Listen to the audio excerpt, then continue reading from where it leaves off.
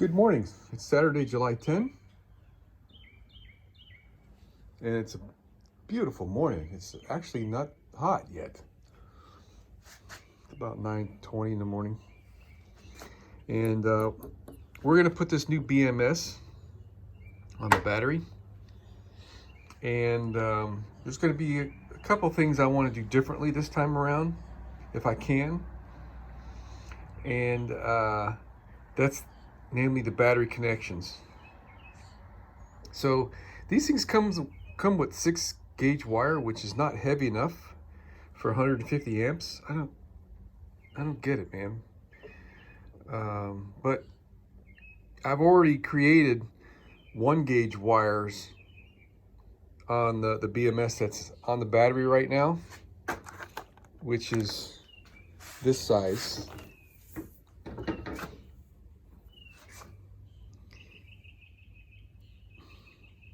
And it fits, and it's in there, and it's okay. I'm not too happy with the connections. And I had an idea the other day that I think I might be able to come up with something better, at least for this one. This one, I took a battery terminal, one of these guys, and bent it at a 90 and cut off the end, and that's screwed onto there, and it's okay. It's got a bit of a crack in it, which I soldered, and I'm just not all that happy with how it came out. But like I said, it's in there and it works. It works fine. So if I can't come up with anything better, I'm just going to go back with that. But what I thought I would like to try is to make a fitting that will screw to this and provide me a flat spot vertically here, how it sits, that I could take one of these terminals and bolt it to directly without having to bend the terminal. And I've got the tools, and I've got the parts, and I've got the concept in my head. So it's just a matter of seeing if I can make it work. And to do this, I really would prefer to bring the battery back in the house, because it'll be easier to work on the bench here, but it's too heavy for me to lift, and it's within range for me and my wife to bring it back in here. So I'm going to play that by ear. If I can just do the work while it's still sitting in its place in the back of the bus, we'll just do the work there. So for starters, I'm going to have to take apart the battery back there and see how the fit's going to be. Now this form factor appears to be identical to the one that's in there. The only difference is that this is the smart BMS that I can adjust the parameters on, and it has a higher charge current. The one I have in there only can charge at 50 amps, according to the specs anyway. And that's not going to be enough for me. So let's get started, and maybe I should do a little cleanup first. All right, so here we are. And here's the two terminals. And this is the one with the 90 degree I was telling you about. It works, but I'm not all that happy with how it looks. So we're gonna power down this guy.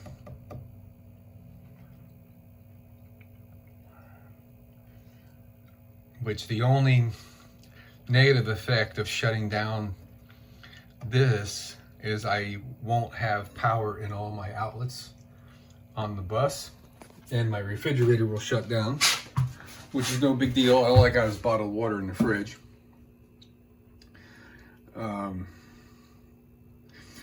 The downside to disconnecting the battery is I'll lose 24-volt power supply to my chassis battery charger. And I'm also going to lose lighting through this. So this is something we have to get done in a day before nightfall so I can see well, or we're going to have to come up with a plan B for powering our lighting, which I think I could actually do pretty easily. All right, so let's get this thing dismantled. All right, so here's the homemade 90-degree fitting I made, and it's mostly fine. You can see where it cracked right there, and I soldered it back, soldered the crack, which has been fine. We're gonna see if we can do better than that. And there's our BMS, and this is the way I chose to route the wire through there to here. So that does make for a nice efficient routing of the wire. The other option would be to come up, loop around, and then go in the slot, which I don't really like doing that kind of stuff. I'm a neat freak. Couldn't tell by looking inside my garage, but on the work I do. And this came out a little wonky too. And the reason why this is bumpy looking is because I crimped the terminals before I bent the wire. This wire is really flexible because the individual strands can slide, move around. On such a short little piece like this, once you crimp the ends, they can't slide. So they the strands kind of bunch up in there. I mean, it's still just as electrically conductive, but anyway. Alrighty, so I figured out how I could loop this around and not have to complicate my life with a special fitting. I'm putting some heat shrink tubing over these terminals now, and that'll kind of protect that from inadvertent short circuit, since that's going to be exposed. And I wanted to take a second here and share this again. I did this once before. I had to go to Home Depot and buy this stuff. Hold on a second. There we go. All right, aluminum to aluminum connections, aluminum to copper connections, aluminum to conduit joints.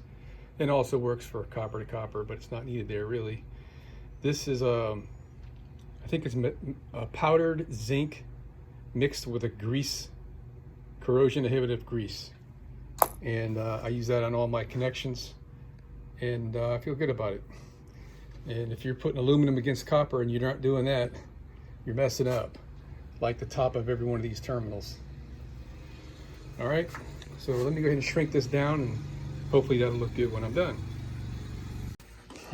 Jeez, okay. So I made up a new harness.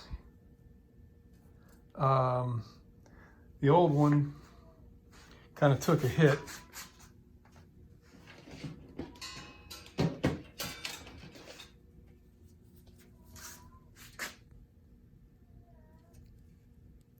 See how the black terminal is, it got kind of cooked. Had a little short circuit thing. Something wrong with my cat. Let me go see what's up. Okay, he got a lizard and he was just proud of it. I can still hear him out there. All right, so let's get this thing hooked up, and we're gonna put the split loom piece back on it here and see if we can't make this thing look beautiful. Okay, so the Smart Shunt has an option to connect this device to it, and this is a temperature sensor, and it requires being connected to the battery pack positive in place of this wire that provides the 24 volts to power the shunt. I don't really have a good place to put this thing. The hole is too big to go on there, and the stud is too short. Plus there's going to be already a few things on there. So what I decided I wanted to do was get a wire like this and connect it to that. The only way that I could think of doing it was to make these little guys and use a 10 screw. This is a 1032. So these act like washers and they fit inside that hole, one on each side. And that's how it's going to go. Okay, I would like to shorten that bolt so it's just long enough for the nut, and then we'll put some heat shrink over the top of this and we'll be golden.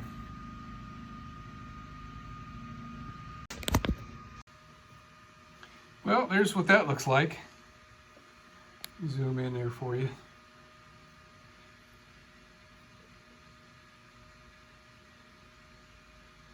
All right, so another reason why I'm doing this is I got a false temperature reading because the connection got warm. And I don't want to have the temperature at the terminal. I just want the general temperature in the battery area. So this is going to do it for me. So now it's time to put some heat shrink over the whole shebang.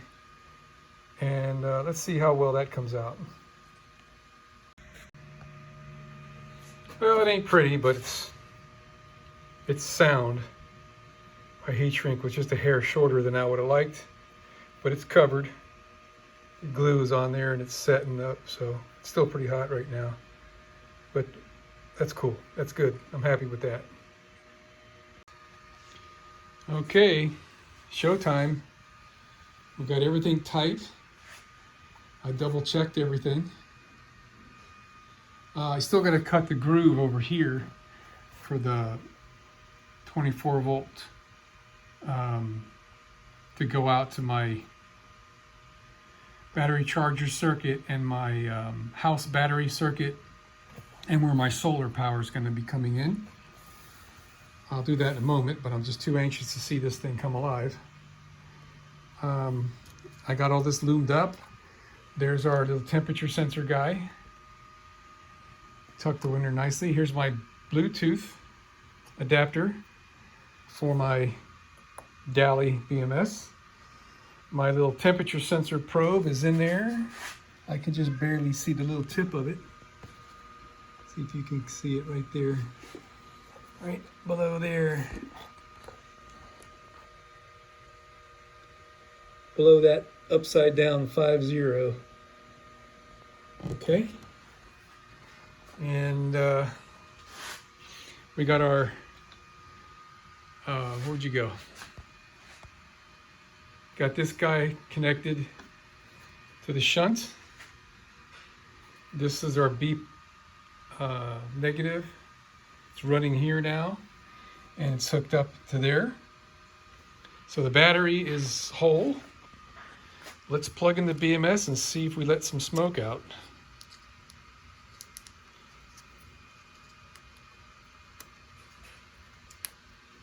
There it is. It's alive. It's alive. I'm going to put a clamp or two on this if I can,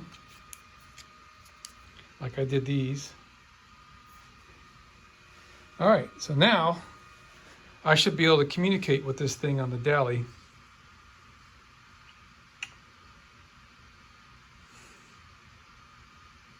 All right, let's give it a shot. Requirement for first use of smart BMS. Method 1. Make the battery board is activated by clicking an activation button on the BMS. Method 2. Charging activation. Well, I don't see any buttons. So the only way we can activate this thing, it looks like, is by charging. I'm about wasted for the day. I really wanted to see this thing come alive. I don't have any kind of charger that'll go up to 24 volts, other than the one that's in the bus. So I guess the only other thing I can do right now is cut this notch, and then we'll maybe after dinner carry this thing into the bus. Drilled my mounting holes, so this thing's just about ready to go. Hey, I found it, man. This little battery level gauge thing has a button on it. I pressed the button, it took a moment, this thing lit up, and now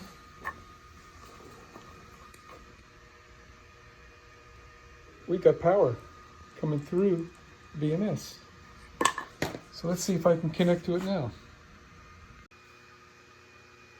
Well, that's all I can do for today. I'm done for the night. Geez, it's 9:30 at night. I've been at this all freaking day. So I don't have any of these in 3/8. This is 1/2 inch. I need 3/8 of those things to hold this in place. And I might as well just wait until I get them. I think the hardware store near my house has got something like that. They might be the metal ones, but I got to do something with that because that wire just kind of falls out of there. And then I can call this whole thing done, and just as good as I could have possibly done it. I blew this thing out with air to get all the dust off of it. I cut that opening so all my wires can pass through there. And this was an epiphany I had the other day, because underneath this nut is going to be the main negative that goes to the power inverter. And then the main positive for that is going to be on the breaker that's here. And that wiring is in the bus, and it's already done and built. But I needed negatives. I needed to have a negative for my chassis battery charger, a negative for the house 24 volt converter, and a negative for the solar input. And so here's the idea I came up. I had this piece of wire left over from this size wire. This is 1 gauge. No, it's 1/0. And this is the stuff that's going to the inverter. So it's just the last little piece left over. So I thought I'd use it. So I will be able to I may have to get a longer bolt here. I'm going to double check after I start to assemble this thing. But there'll be 2 terminals underneath this, the inverter and this. And this will carry negative. So this will be like my ground bus. What I did here is I put a stainless steel bolt with a washer, and I counterbored it. So this will sit flat up against the side of the bus. And I put a nut there. And the only way to get a nut in there wide enough that I could put a wrench on was to just use one of these self-locking nuts and put it on there backwards. Because obviously we're not going to be able to tighten this enough when there's wood there. It'll crush the wood. So the wood is just there to hold this in place.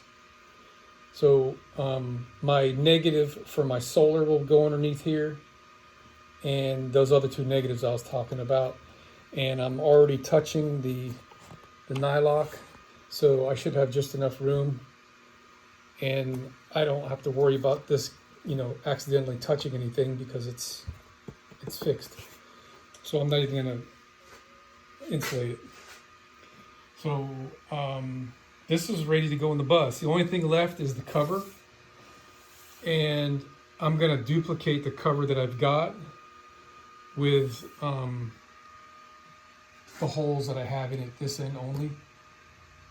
And that I can do in the garage separately from this being, in here. I don't need this in here.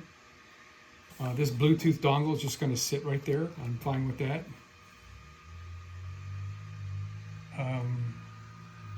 There's nothing else to do here. I was thinking about putting a piece of cardboard or something just lay it over the top of all these, just for a bit of safety precaution. I'll have to find something. But we're ready here, man. Excellent. I'm so pleased. It came out so great, man.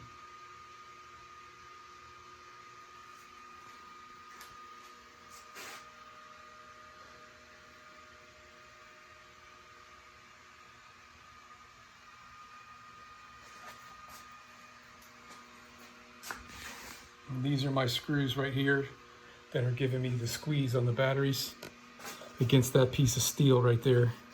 You can just about see the screws way down in there. And I got foam down here at this end to give me just a little slight bit of cushion. And they're just snug.